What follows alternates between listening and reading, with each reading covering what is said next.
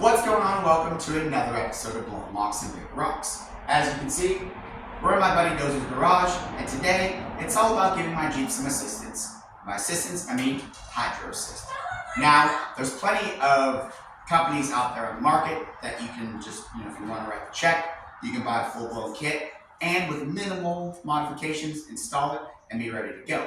But like most things on this Jeep, it's all custom fabricated. So went ahead and figured, why not do kind of a budget build hydro assist system? Now, we just did something on Dozer's Jeep, so we done a little bit of research on the internet, so we went ahead and pre-ordered some fittings and RAM, and we're gonna see if we can't make that work today. Now, most kits, they'll go and you buy a new power steering pump to go with that. In this case, we're gonna try to hold off on that and see how this does. Years ago, we went ahead and did what they call the West Texas mod, where we pull the valve out, drill a bigger hole in it, and that's worked great up until now. If those of you familiar with the channel might have seen our s'more video from last year, where I actually broke and snapped my pitman arm in half. Wasn't something that was necessarily on the bingo card, but with the bigger tires, you gotta get a little bit of less stress on the steering, and also that unibody, so we don't start breaking more things. So that's where this RAM is gonna come into play. So, without further ado, let's start tearing this apart.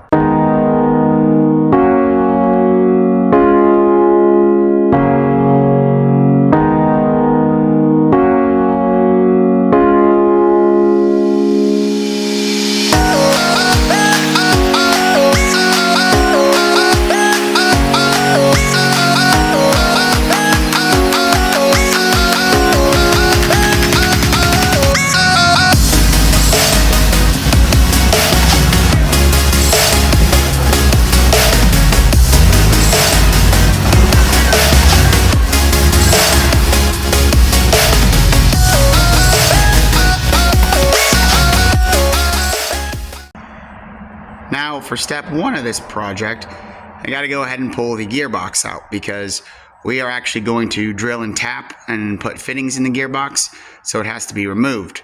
Now, I don't know if I shared this before, but if you've watched a s'more video where I talked about where we broke our pitman arm, I actually went ahead and replaced the pitman arm, actually got a longer pitman arm, and then we went ahead and started to make that double shear.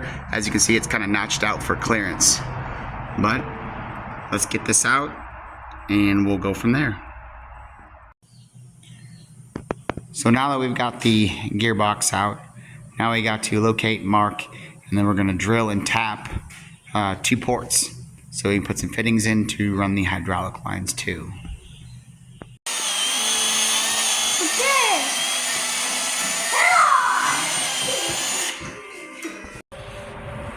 Alright, so went ahead and we got the box drilled and tapped, got our fittings in there.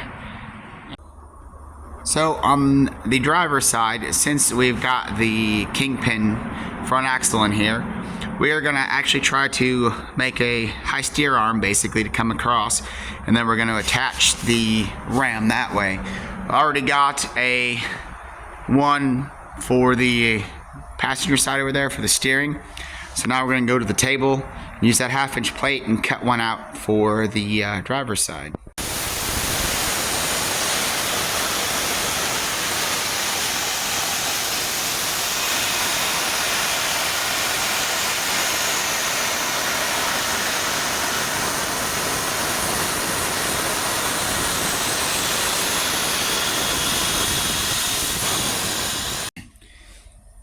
Alright, went ahead and got this cut out, so gonna go probably shoot a little paint on this and then pop this cap off, and then we'll get this in place.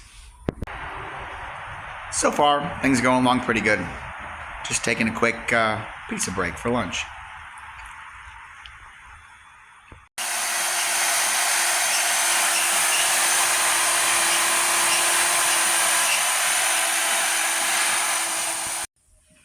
So some of you might be wondering, why are you taking a brand new cylinder and cutting the end off? Well, simple. This is how it came from the factory, and if we had it sit this way, these fittings would be facing toward the back of the Jeep. We want the fittings to face up so the hoses come down. So we're just cutting this off. We're going to move it, re-weld it, and move on. Went ahead and pulled the ram all the way out so the seals are all the way down in that way. So when we start burning it in here, we're not going to melt that. So next step, re-weld.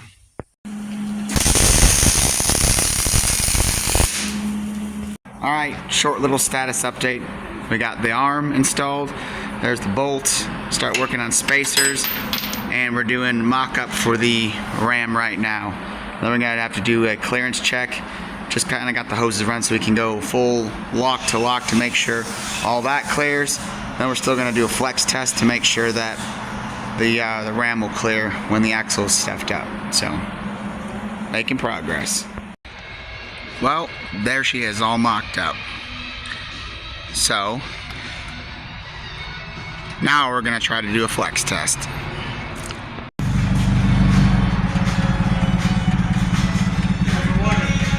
So far, so good.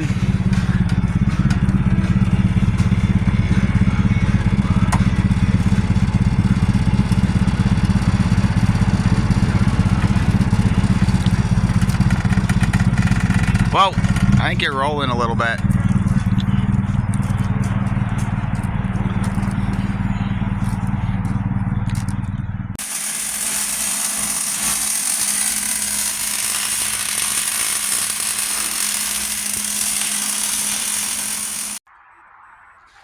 So, flex test looked good, steering looks good.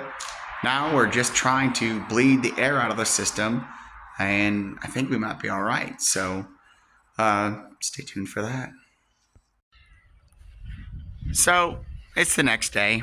By the time that we wound up eating dinner last night, got all the air blood out of the system, it was just too dark to film. But I did take it for a test drive before I left Dozers, and then I went and drove it home, and so far, she's working fantastic. So I want to bring you in there, show you what the finished product looks like. So once again, we wound up doing a high steer arm, put some spacers in there, got a long bolt connects, then made some tabs, connected that to the 3-link, and then like I said, up here, we went ahead and drilled and tapped the gearbox.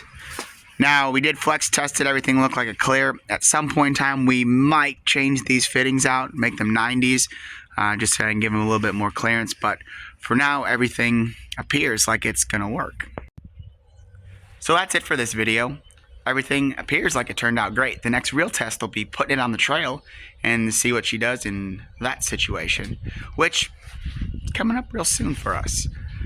But in the meantime, so far everything looks good. Remember to please like, subscribe, and share. And, as always, there's no time like the present, so start 'em young. Until next time, bye.